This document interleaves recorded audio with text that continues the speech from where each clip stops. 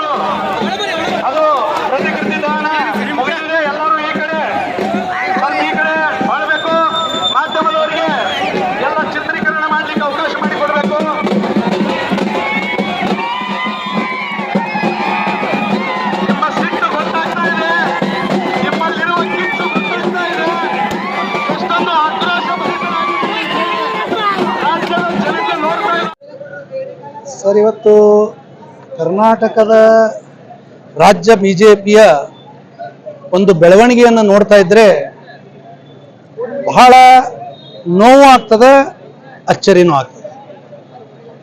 ನೋವಾಗಪ್ಪ ಅಂದ್ರೆ ಯಾವ ವ್ಯಕ್ತಿ ಹಿಂದುತ್ವದ ಕಾರ್ಯಗಳನ್ನು ಮಾಡ್ತಾ ಬಡ ಜನರು ವಿಶೇಷವಾಗಿ ಸ್ಲಮ್ ಜನರ ಅಭಿವೃದ್ಧಿಗಾಗಿ ಜಾತ್ಯತೀತವಾಗಿ ಯಾವುದೇ ಜಾತಿಯವರು ಇರಲಿ, ಅವರು ಬಡವರು ಇದ್ರಂದ್ರೆ ಅವರಿಗೆ ಮನೆಗಳನ್ನು ಕೊಡೋದಿರ್ಬೋದು, ರಸ್ತೆಗಳ ಸುಧಾರಣೆ ಇರಬಹುದು, ಸ್ಲಮ್ಗಳಲ್ಲಿರುವಂಥ ಜನರಿಗೆ ಅಭಿವೃದ್ಧಿ ಮಾಡಿಕೊಡುವಂಥ ಕಾರ್ಯಗಳಿರ್ಬೋದು, ಅಧಿಕೃತ ಸ್ಲಮ್ ಅಂತೇಳಿ ಘೋಷಣೆ ಮಾಡಿ ಆ ಸ್ಲಮ್ಗಳಿಗೆ ಅನೇಕ ಮೂಲಭೂತ ಸೌಕರ್ಯಗಳನ್ನು ಒದಗಿಸಿಕೊಡುವುದಿರ್ಬೋದು. ಹಾಗೂ ಕೇವಲ ಹಿಂದುತ್ವವಾದಿಯಾಗಿ ಭಾಷಣ ಮಾತ್ರ ಮಾಡಲಿಲ್ಲ ಯತ್ನಾಳರು. 1994ರಲ್ಲಿ ಮೊದಲ ಬಾರಿ ವಿಜಯಪುರ ನಗರ ಶಾಸಕರಾಗ್ತಾರೆ. ಮುಂದೆ 2 ಬಾರಿ MP ಆಗ್ತಾರೆ. ಅದರಲ್ಲಿ ಅಟಲ್ ಬಿಹಾರಿ ವಾಜಪೇಯಿ ಅವರು ಪ್ರಧಾನಮಂತ್ರಿ ಇದ್ದಂಥ ಸಂದರ್ಭದಲ್ಲಿ ಕೇಂದ್ರದ ರಾಜ್ಯ ಜವಳಿ ಮತ್ತು ರೈಲ್ವೆ ಖಾತೆ ರಾಜ್ಯ ಸಚಿವರಾಗಿ ಕೂಡ ಕಾರ್ಯ ಮಾಡ್ತಾರೆ. ಇವತ್ತು ಇಡೀ ಕರ್ನಾಟಕ ರಾಜ್ಯದಲ್ಲಿ ಅಷ್ಟೇ ಅಲ್ಲ, ಇಡೀ ಭಾರತ ದೇಶದ ಒಂದು ವಿಚಾರವನ್ನು ನಾವು ಪರಿಗಣನೆಗೆ ತೆಗೆದುಕೊಂಡ್ರೆ, ದೇಶದ ಮೊದಲ ರಾಜಕಾರಣಿ 1000 ಗೋವುಗಳನ್ನು ಕಟುಕರಿಂದ ರಕ್ಷಣೆ ಮಾಡಿ ಇವತ್ತು ರಾಮನಗೌಡ ಪಾಟೀಲ್ ಯತ್ನಾಳ ಗೋಶಾಲೆಯನ್ನು ವಿಜಯಪುರ ಜಿಲ್ಲೆಯ ಕಗ್ಗೋಡ ಗ್ರಾಮದಲ್ಲಿ ನಿರ್ಮಾಣ ಮಾಡಿದರು. ನಾನು ಕೇಳಲಿಕ್ಕೆ ಇಚ್ಛಪಡ್ತೀನಿ, ಇವತ್ತು ಬಸನಗೌಡ ಪಾಟೀಲ್ ಯತ್ನಾಳರನ್ನು ಏನು ಉಚ್ಚಾಟನೆ ಮಾಡಲಿಕ್ಕೆ ಪ್ರಚೋದನೆ ಕೊಟ್ಟಿದ್ದಾರೆ, ಸುಳ್ಳು ಮಾಹಿತಿಯನ್ನು ಕೊಟ್ಟಿದ್ದಾರಲ್ಲ ಕೇಂದ್ರ ನಾಯಕರಿಗೆ, ನೀವು ಎಷ್ಟು ಗೋವುಗಳನ್ನು ಸಾಕಿದಿರಿ, ಎಷ್ಟು ಗೋವುಗಳನ್ನು ಕಟಕರಿಂದ ರಕ್ಷಣೆ ಮಾಡಿದಿರಿ, ಎಷ್ಟು ಸ್ತಂಭ ನಿವಾಸಿಗಳಿಗೆ ಮನೆಯನ್ನು ಕೊಟ್ಟಿದ್ದೀರಿ, ಎಷ್ಟು ಅಭಿವೃದ್ಧಿಯನ್ನು ನಿಮ್ಮ ಜೀವನದಲ್ಲಿ ಮಾಡಿದಿರಿ ಅನ್ನೋ ಪ್ರಶ್ನೆಯನ್ನು ವಿಜಯಪುರ ಜನತೆಯಿಂದ ಅಷ್ಟೇ ಅಲ್ಲ, ಇಡೀ ಕರ್ನಾಟಕ ರಾಜ್ಯದ ಜನತೆ ವತಿಯಿಂದ ನಾನು ಕೇಳಲಿಕ್ಕೆ ಇಚ್ಛಪಡ್ತೀನಿ. ಇಂಥ ಸಂದರ್ಭದಲ್ಲಿ ಒಂದೇ ಒಂದು ಭ್ರಷ್ಟಾಚಾರದ ಆರೋಪ ಬಸನಗೌಡ ಪಾಟೀಲ್ ಯತ್ನಾಳರ ಮೇಲಿಲ್ಲ. 94ರಿಂದ ಇಲ್ಲಿವರೆಗೆ ನಾನು ಕೂಡ ಅವರ ಜೊತೆಯಲ್ಲಿದ್ದೀನಿ. ಮುಳವಾಡ ಏತ ನೀರಾವರಿ ಪ್ರಾರಂಭ ಆಯಿತು, ಹೋರಾಟ ಮಾಡಿದರು. ವಿಜಯಪುರ ನಗರದ ಗಾಂಧಿ ವೃತ್ತದಲ್ಲಿ ರೈತರಿಗೆ, ಸಾರ್ವಜನಿಕರಿಗಾಗಿ ನೀರಿಗೋಸ್ಕರ ಮುಳವಾಡ ಯಾತ ನೀರಾವರಿ ಆಗಬೇಕು ಅನ್ನೋಗೋಸ್ಕರ ಬೆನ್ನಿನ ಮೇಲೆ ಬಾಸುಂಡೆ ತಿಂದಂತ ವ್ಯಕ್ತಿ, ಪೊಲೀಸರ ಲಾಠಿ ತಿಂದಂತ ವ್ಯಕ್ತಿ ಬಸನಗೌಡ ಪಾಟೀಲ್ ಯತ್ನಾಳ್. ಅಂಥವ್ರನ್ನ ಇವತ್ತು ನೀವು ಒಂದು ಕುಟುಂಬ ರಾಜಕಾರಣಗೋಸ್ಕರ, ಪಕ್ಷದಿಂದ ಒಂದು ಕುಟುಂಬದ ಒಂದು ಹಿತ ಕಾಯೋಗೋಸ್ಕರ ಭಾರತೀಯ ಜನತಾ ಪಾರ್ಟಿ 6 ವರ್ಷಗಳ ಕಾಲ ಉಚ್ಚಾಟನೆ ಮಾಡ್ತದಂದ್ರೆ ನಂಬಲಿಕ್ಕೆ ಆಗ್ತಾ ಇಲ್ಲ. ಇದು ನಮಗೆ ಅಚ್ಚರಿಯಾಗಿದೆ, ಅಷ್ಟೇ ನೋವು ಕೂಡ ಆಗಿದೆ. ಇದು ಕೇವಲ ರಾಘವಣ್ಣಿಗಿರಿ ಮಾತಲ್ಲ, ಇಲ್ಲಿ ಇದ್ದಂಥ ಜನವನ್ನು ನೀವು ಮಾತಾಡಿಸಿ ನೋಡ್ರಿ.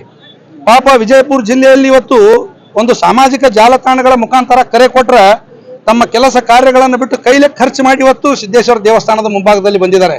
ಮಾನ್ಯ ರಾಷ್ಟ್ರೀಯ ನಾಯಕರು ಅಮಿತ್ ಶಾ ಅವರು, ನರೇಂದ್ರ ಮೋದಿ ಅವರು, JP ನಡ್ಡಾ ಅವರು ದಯಮಾಡಿ ಇದನ್ನು ನೋಡ್ಬೇಕಂತ ಹೇಳಿ ನಾನು ಕೇಳ್ತೀನಿ.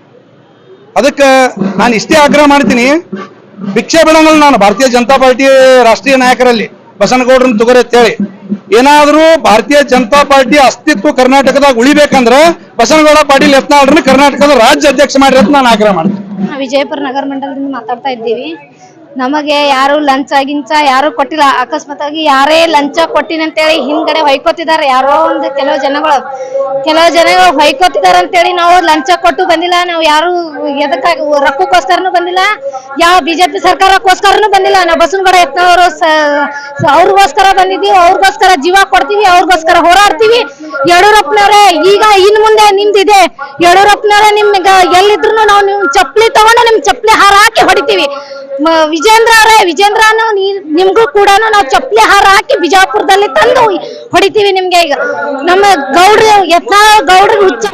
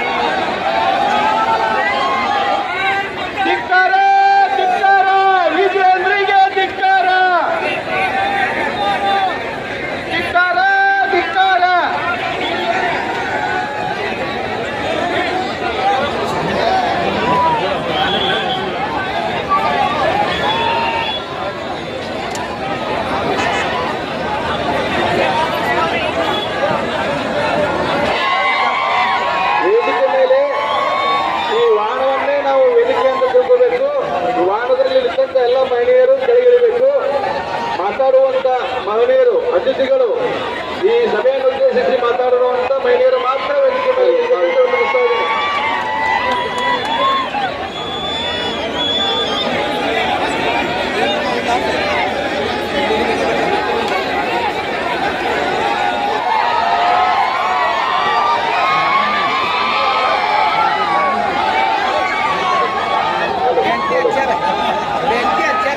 ಸ್ವಲ್ಪ ದಯಮಾಡಿ ಎಲ್ಲ ನನ್ನ ಹಿಂದೂ ಸಹೋದರ ಸಹೋದರಿಯರು ಶಾಂತತೆಯನ್ನು ಕಾಪಾಡಬೇಕು.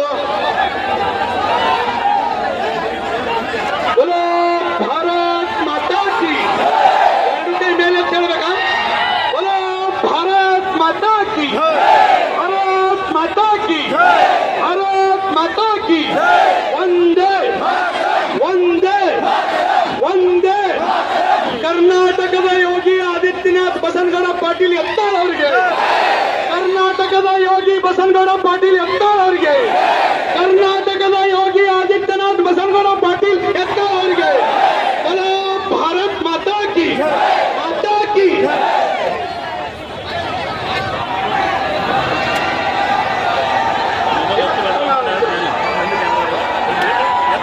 ದಯಮಾಡಿ ಎಲ್ಲ ಮಾಧ್ಯಮ ಸ್ನೇಹಿತರಿಗೆ ಅವಕಾಶ ಮಾಡಿಕೊಡಬೇಕು. ಆ ಪ್ರತಿಕೃತಿ ದಾನದ ನಂತರ ಪ್ರತಿಕೃತಿ ದಾನ ಮಾಡಬೇಕು.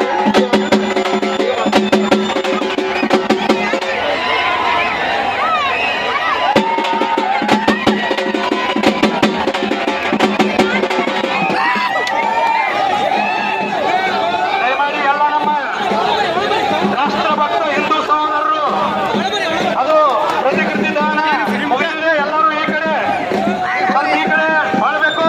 ಮಾಧ್ಯಮದವರಿಗೆ ಎಲ್ಲ ಚಿತ್ರೀಕರಣ ಮಾಡಲಿಕ್ಕೆ ಅವಕಾಶ ಮಾಡಿಕೊಡಬೇಕು.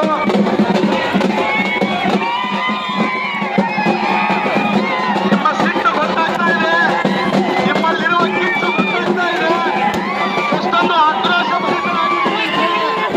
ರಾಜ್ಯದ जैसा कि आप सब जानते हैं कि आप सभी का प्यार हमारे साथ कायम है। इसी तरह से हमारे इस चैनल को प्यार करते रहिए और हमारी सारी खबरों को लाइक, शेयर और सब्सक्राइब करना ना भूलिए। हमारा यही मकसद है कि आपको हर खबर जो है जैसा है वैसा ही आपको हम दिखाते रहेंगे, ना किसी का पक्ष लेंगे, ना किसी के विरोध में जाएंगे।